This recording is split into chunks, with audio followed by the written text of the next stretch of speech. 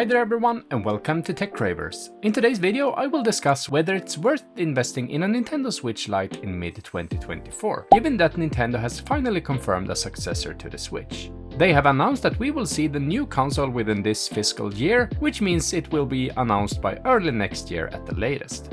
Now, spoiler alert, yes, the Nintendo Switch Lite is still very much worth to invest in, and I will go through some of the reasons in this video. Not only that, but I will show you some of my favorite mods to go along with that as well.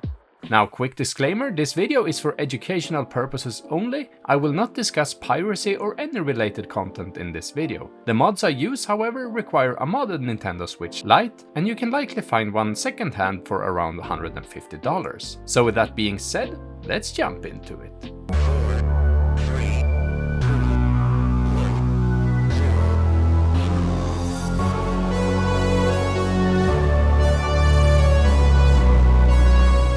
The first reason to get a Nintendo Switch Lite in 2024 is of course its incredible portability. Yes, it has a less impressive screen compared to the Nintendo Switch OLED, we all know that. However, it's compact, super light and features a far superior D-pad. In contrast, the Switch OLED doesn't even have a true D-pad, it has 4 buttons instead, which makes it almost impossible to play some fighting games and other games that typically use the D-pad to move.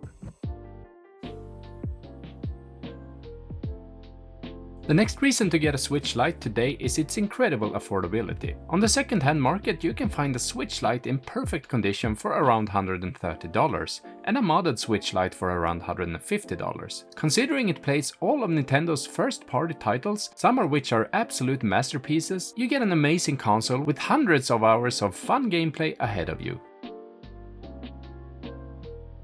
But once you have a Switch Lite in your hand, there's much more you can do to it if you decide to mod it. You can mod it yourself using a mod chip, or you can buy a pre-modded one second-hand, as I did with this specific Switch Lite. I have a few guides available on how you can do it yourself, and also don't forget that I now have a Patreon as well, where members can get some support and access to videos on topics that aren't quite suitable for YouTube.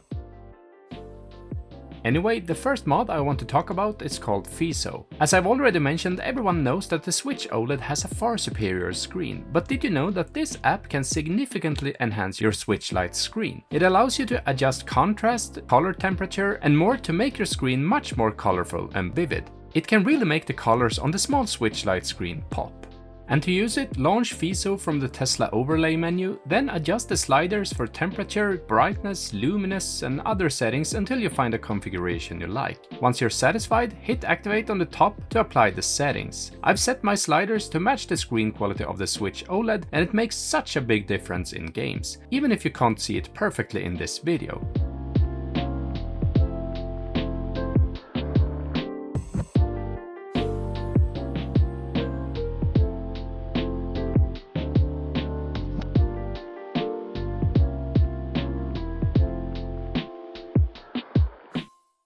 And before we continue, these are my personal favorite settings for this app. Feel free to copy my settings or play around with it yourself. I have temperature set to 6500K, brightness set to 0.8, gamma set to 2.6, saturation set to 1.24, luminance set to 0.1, and lastly no filters used and full color range.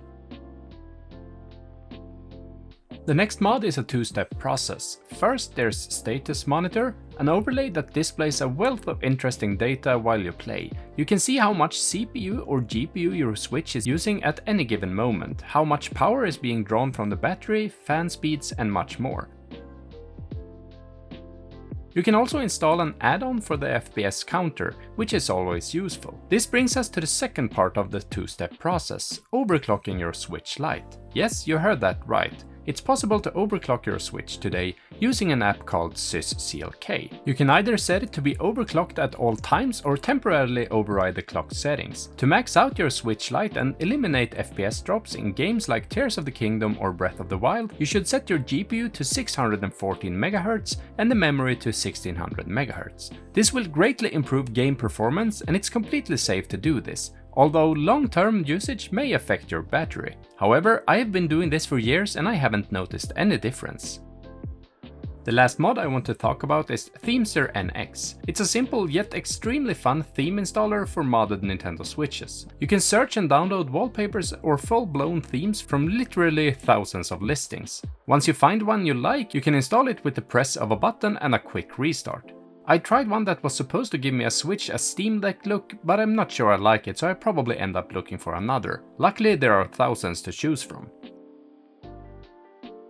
And that wraps up this brief Switch Lite in 2024 video. As I mentioned before, I definitely think it's worth picking up, and I've outlined the reasons why in this video. Hopefully you found it enjoyable or even helpful. If it did, don't forget to give it a like and feel free to leave a comment down below sharing your thoughts on getting a Switch Lite in 2024. Also be sure to check out my Patreon. Your support there as well as here on my channel enables me to continue bringing you interesting and helpful videos in the future. Thanks a lot for watching.